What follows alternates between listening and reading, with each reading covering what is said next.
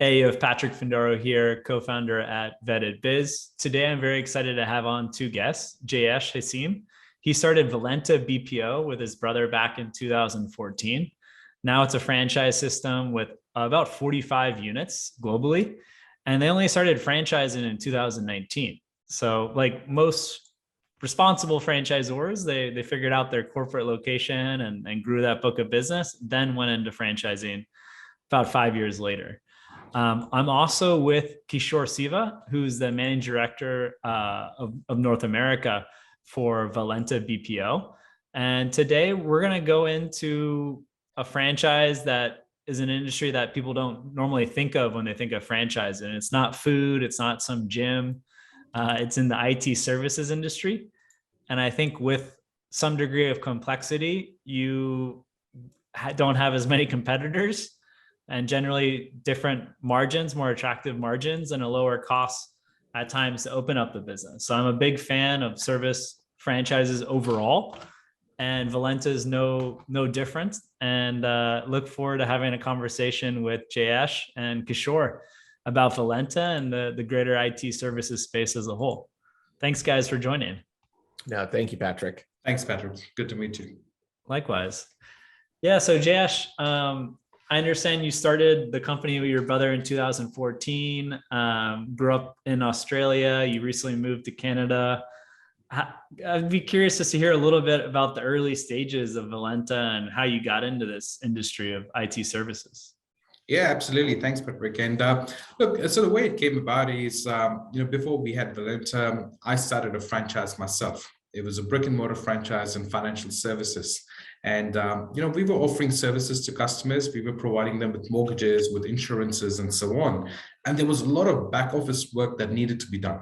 So it was out of our own requirement that we set up a back office initially, right? We wanted to set up an office. We wanted to set up a system so we could scale our franchises. And the back office that we set up started working really well. We were able to process things a lot quicker. The way we set it up is we set up a team out of India that was processing a lot of our work overnight, right? Getting things done a lot quicker. That let us scale up from having one franchise to having three franchises over a period of 3 years. So I went from a single unit to a multi-unit owner at that time.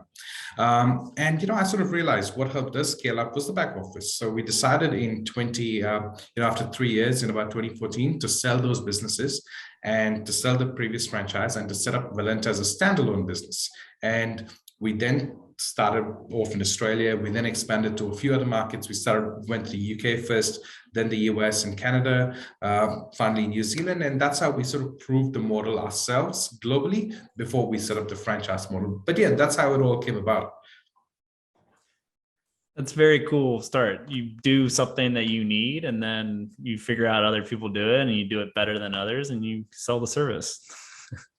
That's it, right? If we need it, others need it too. So. And Kishore, we met back in November at the Franchise Brokers Association event. And it was great to sit down and chat about your experience and your great career trajectory in banking. How did you decide on Valenta to join and team up with Jayesh and kind of what attracted you to this industry? Yeah, no, it's hard to believe it. It's already been a couple of months since we were down in Orlando. So my background is I spent 25 years in banking, mostly in New York, a couple of years in London, and got to a point in my career where I really wanted to do something more entrepreneurial. And I actually ended up working with someone who helped me through the process, Jeremy Bollington, who I think was in Orlando and you might have met as well. And he did just a great job of introducing me to a number of franchise concepts. But the one that really resonated most for me was Valenta. And so I ended up joining both as a franchisee in Westchester County, New York, where I live, north of the city, and also as one of the managing directors for Valenta here in the US. So I really get to see kind of the best of both worlds, able to work with clients and then also able to help franchisee candidates go through their journey process and their discovery process, and then continue to support them once they join us as well.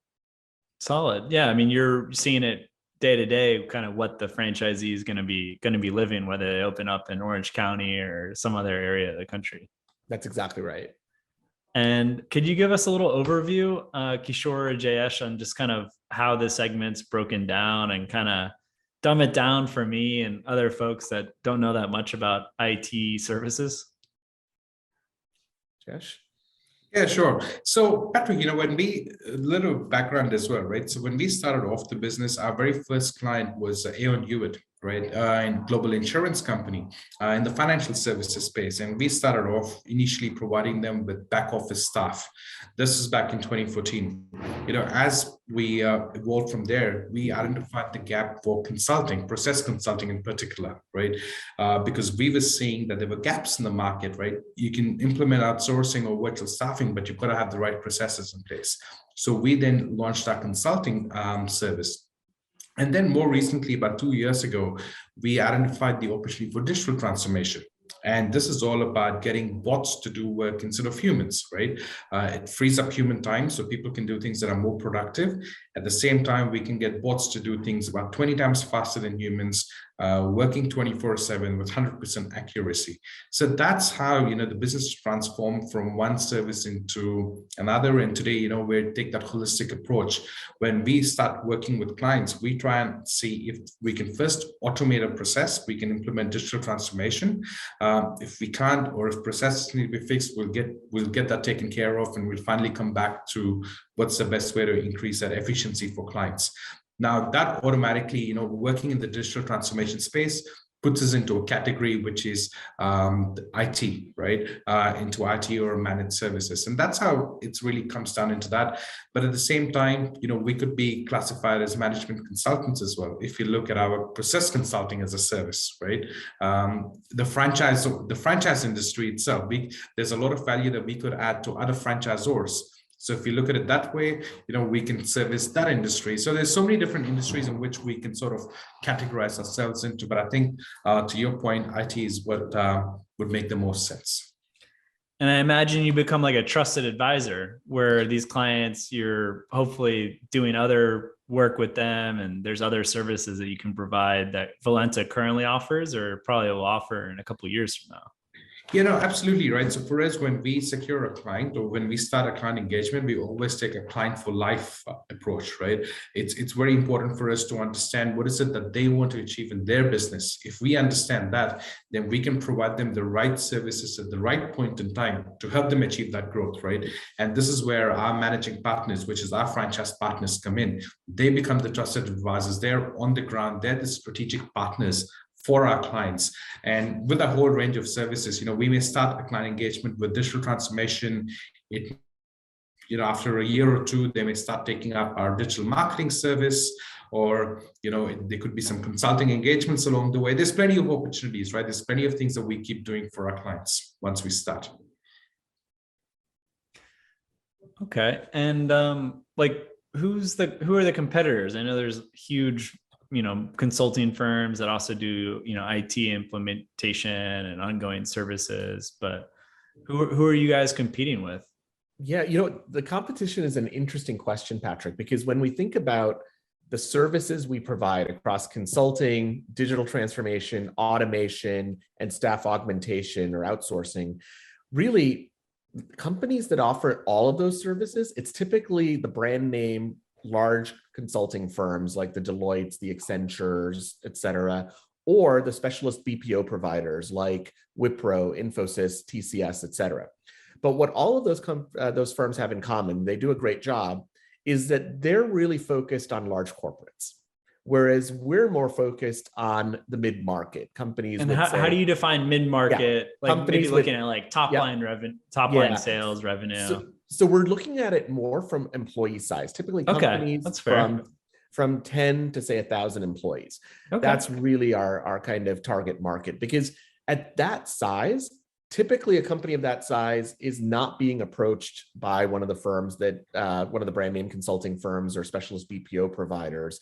So if we are competing, it's often against a niche provider that provides one of our services, but not all of them. And so by coming in with a holistic approach to that level of client, we find that it really allows us to compete very, very effectively. And I imagine we have a 30-person company. If we're dealing with like an outside provider, to the extent possible, I'd like them to be like the project manager on like a lot of different things and not like just deal with a bunch of people implementing change. That's exactly right. Right. And I think our model allows exactly that, because you have a managing partner. Our franchisees are the managing partners on the ground that essentially is in many ways the relationship manager and leading the client relationship and the engagement and making sure that our specialists in automation or project or in outsourcing or consulting, et cetera, are being brought in where appropriate to meet the client needs and address their pain points as well. So we find that kind of collaborative engagement between our managing partners and our services teams really works effectively. And like, I imagine most franchisees don't have years of experience in IT. I know you didn't have years of experience in IT, Kishore. Like, could you give us like what are your thoughts there? With Valenta is the first company I've been with that I'm in an IT type of role of any type. So actually, what's far more critical for us in a franchisee is someone that is confident with B2B consultative sales, that enjoys speaking with business owners and C-suite executives, that knows how to build a business, has experience with being able to build that business. And so, do you have any franchisees that did like software sales or even medical device sales? Oh yeah, so we have, and Jayesh can probably add to this, but just even off the top of my head, I'm thinking of franchisees that have come to us from healthcare sales, from software sales, from automotive, having others with HR backgrounds, et cetera. Jayesh, maybe you want to add to that.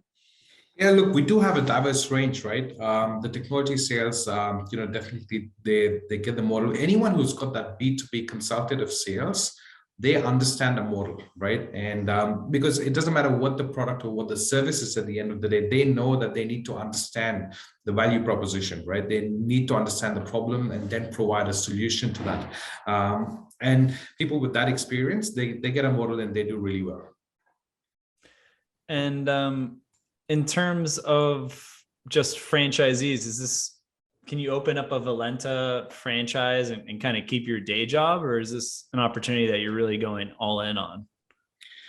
You know, Patrick, it always comes back to this, right? The more you put, the more you get, right? And we want to make sure that everyone is successful as well. So, maybe there is, for the right person, there could be an opportunity to start and do a transition, but obviously that needs, the right level of experience. It's got to have the right discipline and so on as well, right? So we're not going to rule that out for the right candidate, but we always encourage people to join us and give in 100%.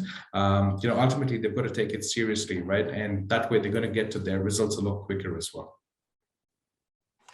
That's well said. And what's like the day-to-day, I know the managing directors or managing partners? So the franchisees are the managing partners. The managing partners, like they're dealing with the client, and then I'm sure just working with the team that's doing whatever project that's needed, whatever task. What's like their day-to-day look like for the managing partners? Yeah, sure. So Patrick, the day-to-day, it'll obviously vary for each one, but typically, Mondays and Fridays, right? These are very good days for planning, right? Activity, you plan your week, or these are very good days to meet existing clients or also meet center of influence, right? So we recommend to our managing partners to spend the times doing this. Tuesday, Wednesday, Thursday, these are the best days for outbound activity, right? These are days to meet new prospects. These are days to sort of offer and engage and do operational analysis or talk about your proof of concepts and so on as well. These are the best days for that. So that's how, we recommend that they split it. Now, when it comes to the amount of time our managing partners spend on the business. And our model is designed where managing partners can work on the business rather than in their business, right? So once a client is engaged and is on board, they could spend anywhere between 1 hour per week per customer up to 1 hour per month per customer. Wow, okay. It really depends on the size of the account. Obviously, the larger the customer, the bigger the needs and so on, the more time they're going to spend. But I'd be surprised if they're spending more than 1 hour per week on average on such accounts, because they have a full team that's taking care of execution, right? And is that provided by the franchisor? It's kind of divide and conquer. It is, yes. So all the services itself are delivered by our centralized team. So, but ultimately for the client, we're with the one team, what I mean? For our franchise partners, it's great. They're taking care of the one piece, they're project managing, providing the high level strategy and the strategic stuff, and everything else gets taken care of for them. But it's very important for them to stay close to the customer as well at the same time. Yeah, I think that's the future of franchising, just dividing and conquering, and really the franchisees focused on the client relationship. And there's a lot of different brands, some of them I've interviewed recently, where it's a very clear divide and you get economies of scale, and the franchisee focuses on what they do best and what they're best suited to do, and the franchisor continues to grow the capabilities, the products in this sense. Yeah, it's a lot easier to maintain quality, all the internal standards and everything else as well. And then what's the general investment range if someone wants to open up a Valenta BPO in the US? Yeah, sure. So, our franchise fee is 50,000. When we add all the startup costs and everything else as well, the range is between 67 and 97,000. Okay. And that includes working capital for the first few months, or? It does. Look, now, of course, everyone's going to have a different lifestyle and so on, that they'll want to factor in those sort of replacement incomes for a certain duration. What we factored in there with our 67 to 97 includes a virtual launch or a launch to kick their business off. It includes marketing spend for their business, because our model does not require a brick and mortar setup. The costs are low. They can set it up via virtual Regis office. They could take up a private office. They could start off from a work from home kind of a setup and so on as well. But a lot of it is going to go into their presence and their marketing efforts to secure customers. That's really the startup. Kishore? What have been some of the ways that franchisees secure customers? Yeah, sure. Kishore, I think you were going to add something in there. Yeah, So just to add to that, I mean, if you think about the two biggest costs when you start a franchise or any business really, are space and people. And to Jayesh's point, I mean, we have quite a bit of flexibility there, right? Jayesh talked about the space, not having to kind of rent expensive downtown office space. But even on the people front, we don't set a requirement that says you need 5 employees to launch or X number of employees. We really leave it up to the franchisee. Some do come in and they want to have someone on their team from day one. Others start as an owner operator and want to be an owner operator for life. And then we've had others more often start as an owner operator and then start to build their team as their business grows. So there's a lot of flexibility there, which keeps the costs low at an early stage. What are some ways that you guys, from the franchisor's perspective, help the franchisee get open, break even, and then start making money? Yep. Yeah, there's a lot of things that we do together, right? So we do have a very good marketing team as well to support them. But more importantly, we have a very good onboarding process. So with our onboarding process, it's spread over a month where we have daily sessions where we have different speakers talking about different topics. We circle back on those topics, complete some knowledge assessments as well. Pretty much after the first 30 days, they would be in a very good situation where they have formalized or crystallized their business plan. And that's when it goes into execution. Now, if there is any marketing support that they need, they do receive that as well. We do not cap the amount of support. And what's more important as well is when they're dealing with their customers, when their prospects and so on, we have that support to sort of join them as well. One of the reasons I moved from Australia to North America as well is to make myself available in a time zone. You got sick of taking calls at 4 a.m.? Yeah, exactly, right? Like I prefer a 9 a.m. or a 10 a.m. call. So, but yeah, it's joining these meetings, right? And helping them in strategizing, helping them. And you learn how you can help them better, right? Absolutely. Hear from the horse's mouth, talking to prospects. Absolutely, 100%, right? So, but there's several ways, right? Some of our partners come with a lot of industry connections and contacts. They've already, before they start with us, they've identified the solution that they're going to take to market. You know what I mean? So with some of them, they're just going to be able to open up the doors, their connections that they've built over the past 20, 30 years and so on. There are some that are going to need marketing activities, right? They may want to set up Google campaigns, they may want to do LinkedIn campaigns. Some of them are really good in podcasts. They may have audiograms and so on. So there's a whole range of things that they do that we will sort of support them with. Some do trade shows as a part of kicking it off. So a lot of ways. Kishore, would you like to add anything? Yeah, no, it is really a mix, right, of how they actually build business. And one of the things we do during even the discovery process is one of our meetings, we focus on lead generation strategies, because that's something we want franchisees to be thinking about even as they're going through the discovery process. And we share the business plan template with them early in the process so they can start thinking about what their business plan might look like. So we want to make sure that as they're making their decision, they have a great deal of confidence that they will be successful as they get started. And where do you guys want to be opening up stateside?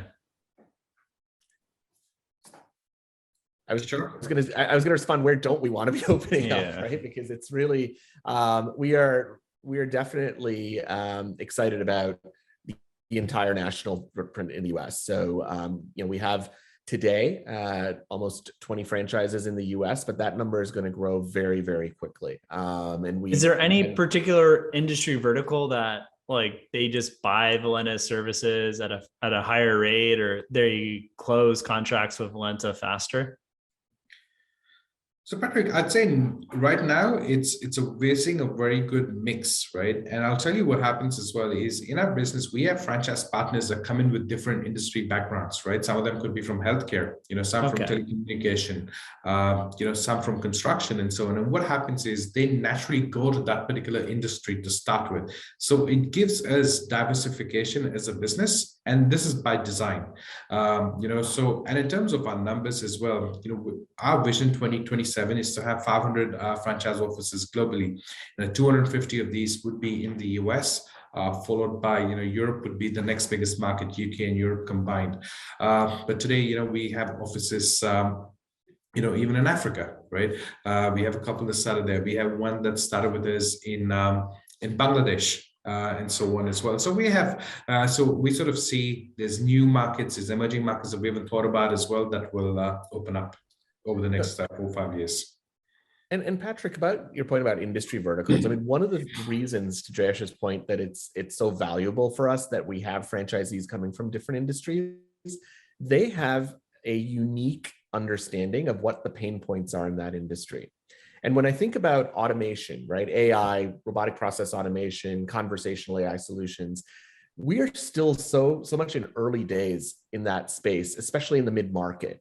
Oh, yeah. And so oftentimes, if one of our industry experts, one of the franchisees that comes in and has industry expertise comes in and says, this has always been a pain point in my industry. And I actually think if we talk to them about automating this part of the process in what they do, I think they'd be really interested. We're finding that that's actually pretty consistently the case. So bringing in the industry expertise from a variety of industries is really helping us at the moment. That's cool. So it really just comes down to where Valenta and the individual franchisees can deliver the most value, and it doesn't matter really what industry it is. Yep, with the broad range of services that we have, there's always something that we can offer a business to help them increase the bottom line or increase their profitability. How do you get franchisees like continually be educated on like the services and of that Valenta offers? As I'd imagine in 10 years from now, it's like you guys are just gonna have everything, and it seems like even in the last 7-8 years, you've evolved a lot. So how does a franchisee continue to be educated so they can sell and serve more clients? Look, we do a lot of things, together as a team, right? One of those is we have insight sessions that we have every 2 weeks. At these insight sessions, we do a deep dive on one of our services. We're talking about a use case, an example. Right. In between these, we may have client testimonials, that we have client interviews, right, where we're talking about it. That again, that becomes a knowledge session as well, right? We may have some of our tech partners come on, they may do a demo, right? So there are so many things that we have. We try and make sure it is well paced out, so it's not too much information, but at the same time, everything is recorded and we have a library of it. So when we have a new partner that comes in, they've got all that historical information, but if they ever need it as a refresher before they're getting into a client meeting, they can go straight in, listen, watch that on demand. And during COVID, I mean, has there been a negative impact on your business, positive or kind of neutral? Yeah, COVID's been a blessing for our business right now. Obviously, with everything that's happened with all the disruption, every business is sort of thinking about how do they transform, how do they eliminate that human dependency and so on as well, right? And that's really where we come in. Humans are pricey in the US now. Everywhere in the world. Hard to find. Yeah, Canada, everywhere. All the markets you guys are in, for sure. Yeah. So it's about, look, for us, I think every business is accelerating their digital transformation journey. But the challenge is, one is they don't have the right resources to implement the journey. The second one is they don't have the time to do it, And, we also, industry research also indicates it's only a 10% success of implementing any of these digital transformation projects in-house. So that's where a managed service provider like us can come in and add that value to an organization. Kishore, would you like to add? What's interesting is one of the misconceptions about automation, especially in the mid-market, and sometimes, I've talked to both franchisees and prospects that have asked this, prospective clients who've asked this question. So is automation about getting rid of people and getting rid of jobs?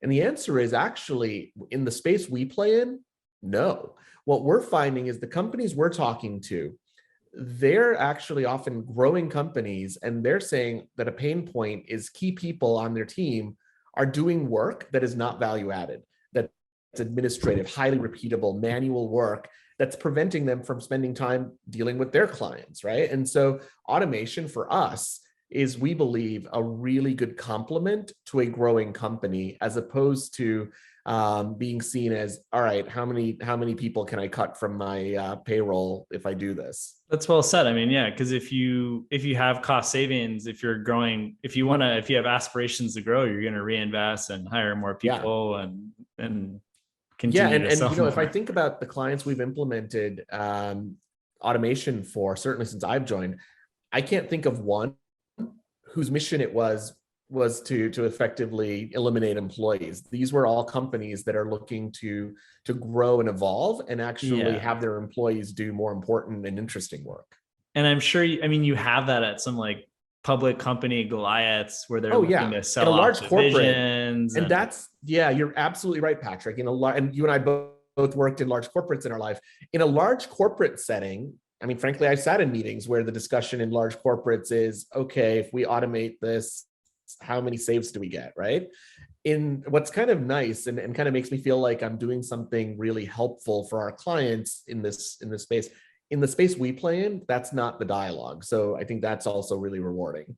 Yeah, I have some consulting buddies that they're basically helping to reduce the costs, but not grow large companies. And they're making tons of money, but in terms of being fulfilled and the impact, I think it would be pretty tough. I agree. I see it. I think it's tough. Yeah, no, you're absolutely right.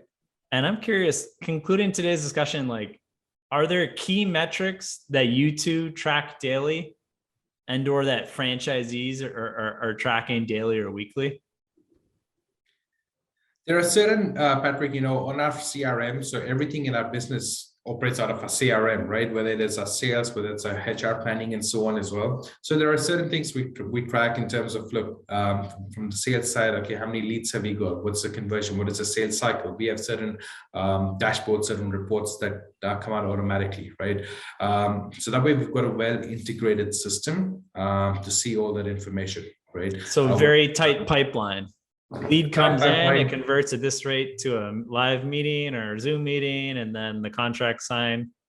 Absolutely. We're looking at the duration between these as well. And we're also looking at the lead sources. We're looking at campaign sources and so on. And so we're looking at trends, right? We're looking at how many services do we have per account. We're looking for feedback, right?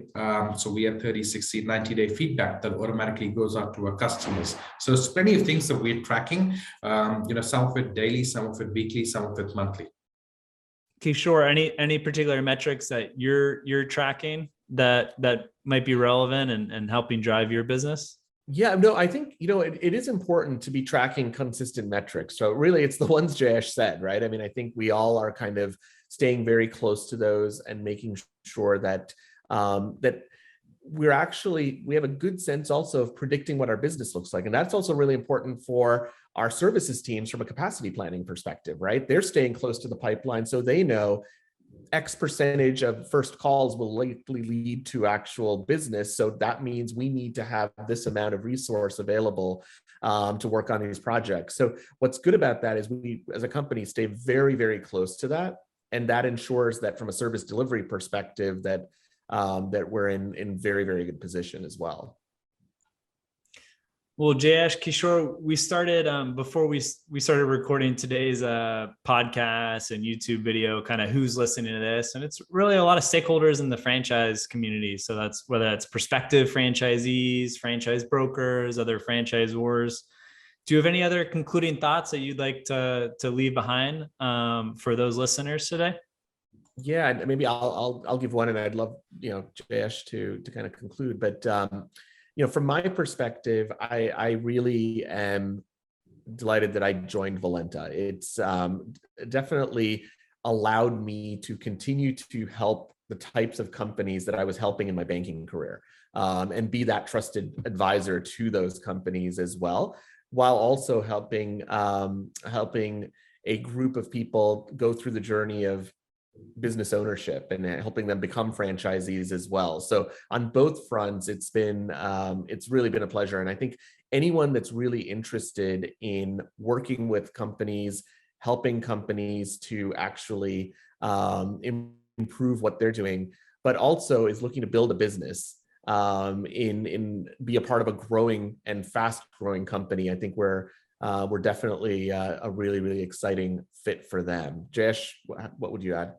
Yeah, look, I'd just like to close off by saying, if you're a business owner or you're running an enterprise, think about digital transformation, embrace it because it's not going anywhere, and, engage with a managed service provider, right? That can help you identify these opportunities that you can implement in your business in a short period of time. And if you're someone who's looking at starting your own business, with the start of 2022, every day you're not growing your business, someone else is, right? So think about starting your own business and getting your own market share as soon as you can. Well said, guys. Well, I enjoyed today's conversation, and there's not really many other franchises that target what you're going after. And it seems like a true partnership where the franchisor and the franchisee are really aligned and win-win as well. I guess triple win when you include the customer as well, or clients. So Kishore and Jayesh, I really appreciate today's conversation, and we'll be sure to leave in the call notes a link to Valenta BPO and additional information on this franchise opportunity. Thank you so much, Patrick. Thanks, guys.